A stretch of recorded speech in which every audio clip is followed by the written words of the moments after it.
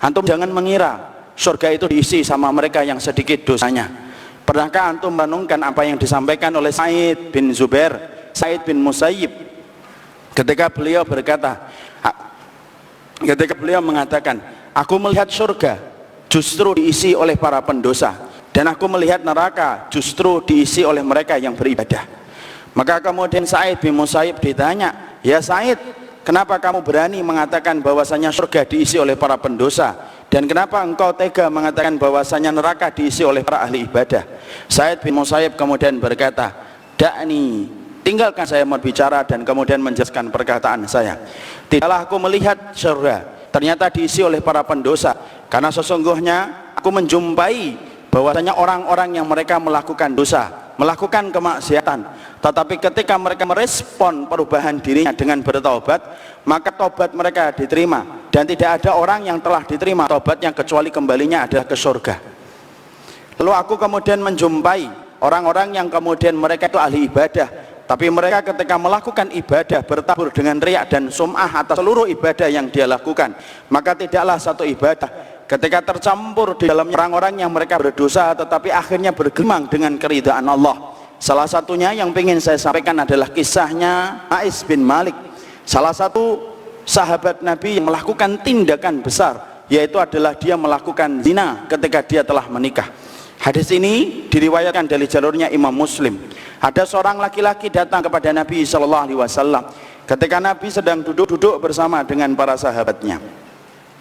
Lalu kemudian Nabi ketika sedang duduk-duduk bersama dengan para sahabatnya, datang seorang laki-laki.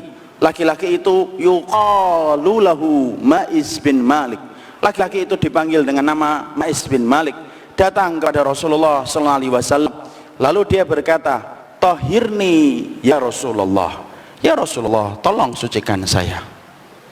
Lalu kemudian Rasulullah kemudian kemudian dia berkata, waihaka farji fatub ilaihi fastaghfirillah. Hei Ma'is bin Malik, apa yang kamu katakan? Kamu pulang ke rumah, istighfar kamu ke rumah, istighfar dan tobatlah kamu di rumah saja.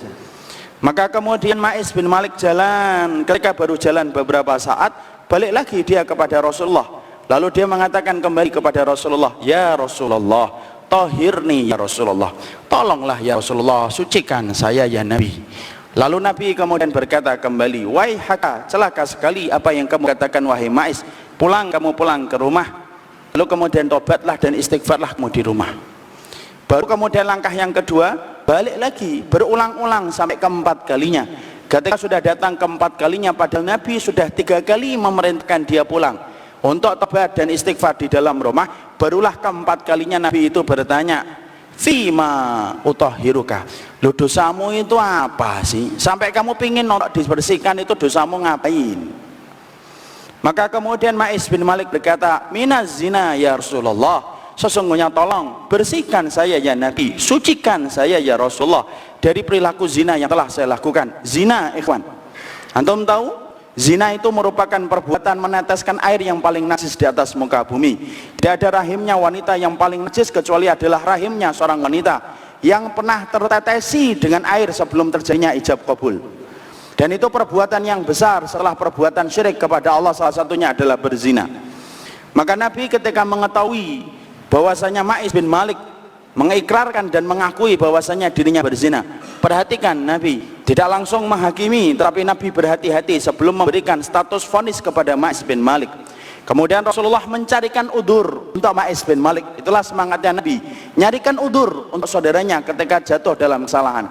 Nabi kemudian berkata, ayashrabul khamra, apakah Ma'is bin Malik ini kemudian mabuk, kemudian membuat pengakuan palsu ketika dia sampai mengatakan dirinya berzina? Lalu kemudian faqama rajulun minas sahabah astankahu walam yajid minhu riha khamrin.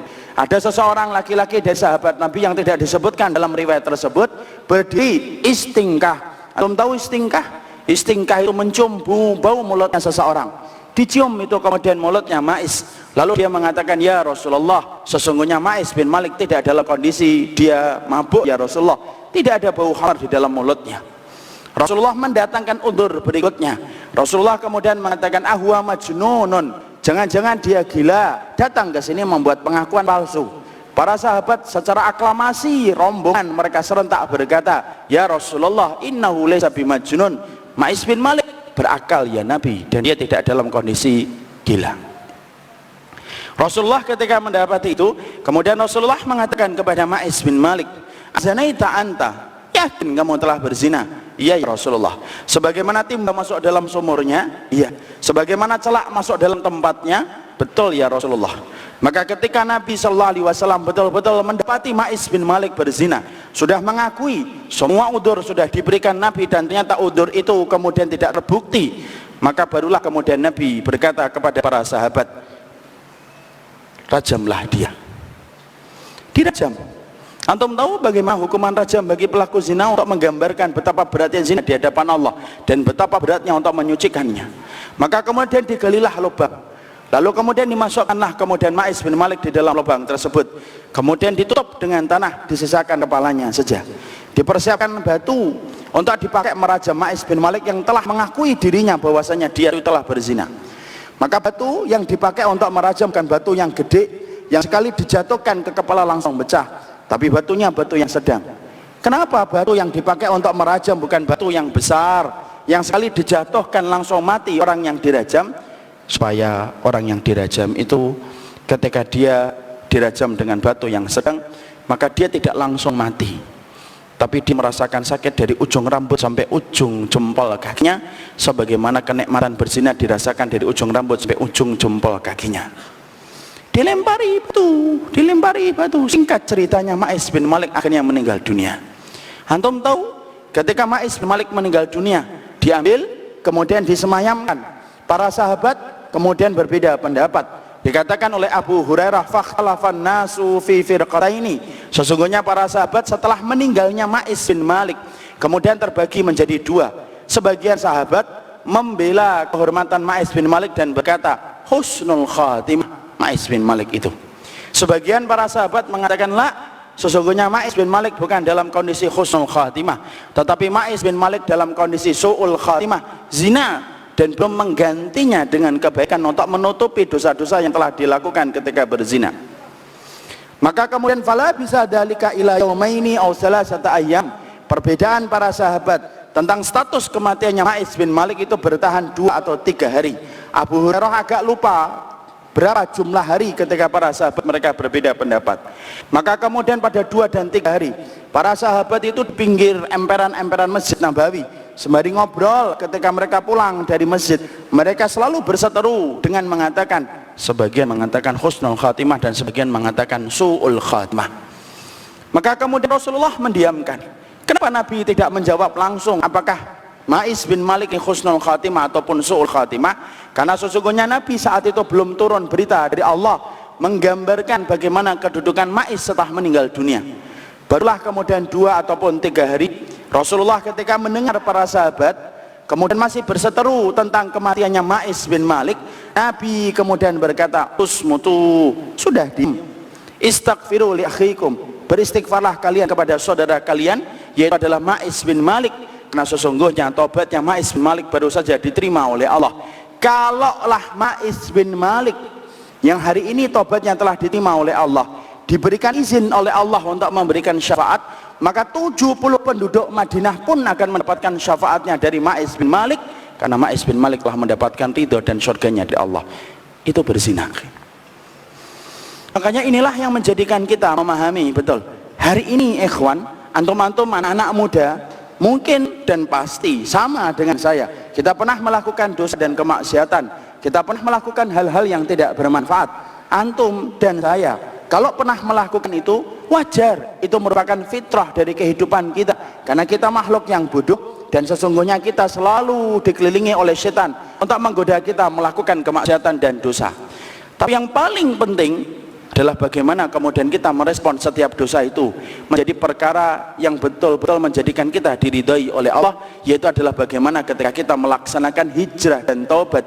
Hijrahnya kita untuk Allah dan taubatnya kita kepada Allah. Semoga apa yang pernah dilalui oleh Ma'is bin Malik itu pun akan kita dapatkan, walaupun sebesar apapun dosa yang telah kita lakukan. Karena kalau antum membawa 1000 dosa kepada Allah, Allah memiliki 1001 ampunan kepada setiap hambanya.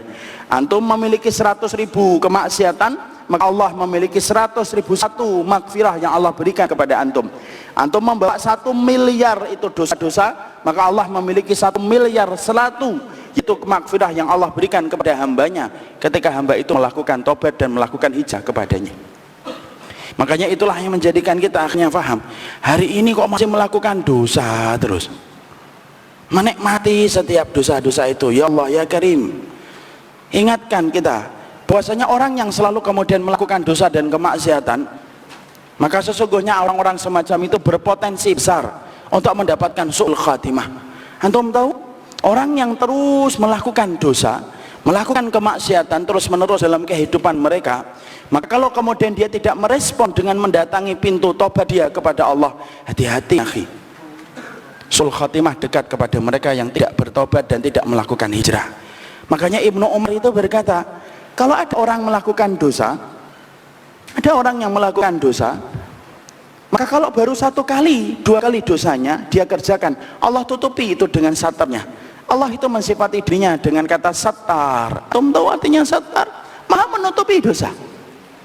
Makanya kalau kemudian kita mendapati kita baru melakukan dosa 1 kali dan 2 kali, Allah tunggu akhi, supaya kemudian kita bertobat dan kemudian kita melaksanakan hijrah ketika kita kemudian baru 1 kali dan 2 kali melakukan dosa. Makanya orang kalau baru 1 kali dan 2 kali berzina, ditutupi sama Allah. Dosa itu tidak kelihatan oleh banyak orang. Kalau baru 1 kali dan 2 kali. Tapi kalau orang terus-terusan sampai melakukan dosa, tidak berhenti ketika dia melakukan kemaksiatan dan dosa, sampai kemudian akhirnya dia itu terus dan kemudian candu dengan dosa itu, maka kata Ibnu Umar, Allah akan memperlakukan dia dengan 2 perkara. 1, Allah mencabut tirai tersebut sampai dosanya akan kelihatan oleh orang lain. Makanya kalau ada orang berzina, minum khamr, kok sampai videonya tersebar, itu biasanya khamrnya tidak sekali, zinanya tidak sekali, tapi zinanya diulang-ulang sampai Allah cabut tirainya.